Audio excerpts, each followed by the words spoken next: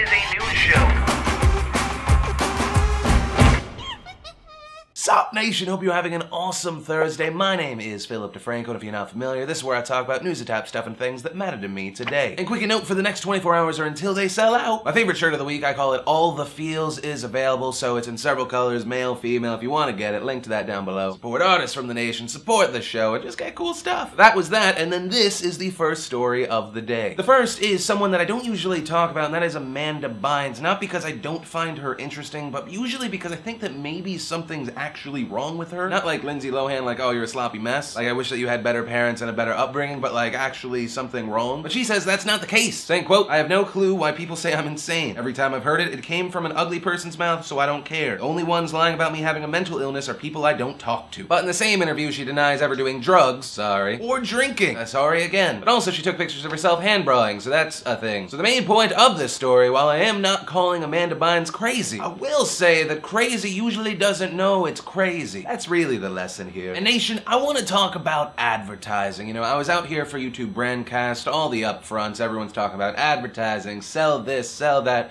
It is very interesting, because so many brands out there want to be hip, so then, you know, they tap artists like Tyler, the Creator. Tyler, if you're not familiar, is the frontman for Odd Future, and Mountain Dew is like, hey, we want to be down with the kids and stuff, gang. Word to your mothers. Will you make an ad for us? And I guess they threw enough money at the guy, he was like, yeah, I'll do it. But now Mountain Dew has been forced to remove an ad, but for better or worse. People say there is no such thing as bad publicity for a reason. It is very true. I'm talking about it right now. But the ad that they removed, which I'm not going to show in this video, because if they're not playing the controversy card, then, you know, I don't want my video pulled, is a spot where a battered and scared white woman is looking at a lineup of 5 black men and 1 goat. The joke here, and it's an amazingly good joke, is it's the goat that actually did it. And I guess the super funny part is for the rest of the ad, the goat threatens the woman if she picks him out of the lineup. And then she runs away, and then the cop's like, just do it, and then he drinks. And I found myself going, well, at least George Carlin wasn't around to see this. That's my silver lining. In response to this, Odd Future's manager released this statement: it was never Tyler's intention to offend. However, offense is personal and valid to anyone who is offended. Tyler is known for pushing boundaries and challenging stereotypes through humor. This is someone who grew up on David Chappelle. Well, the thing is, I'd hope that you were going for offensive, because otherwise it's just stupid. And I'm not gonna argue that the ad's racist, but it's really hard to just watch anything that makes light of battered women. Like, that pitch meeting had to be like, okay, so there's this white bitch, she is